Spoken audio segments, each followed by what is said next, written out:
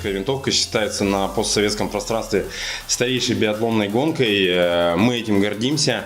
Через эту гонку прошли все советские, российские легендарные биатлонисты. Для болельщиков у нас хорошая, качественная программа.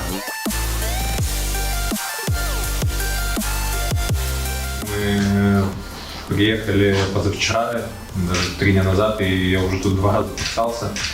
В принципе, трасса в хороших условиях и достаточно тяжелая. Мы всегда надеемся на высокие результаты, но есть много условий и всяких нюансов.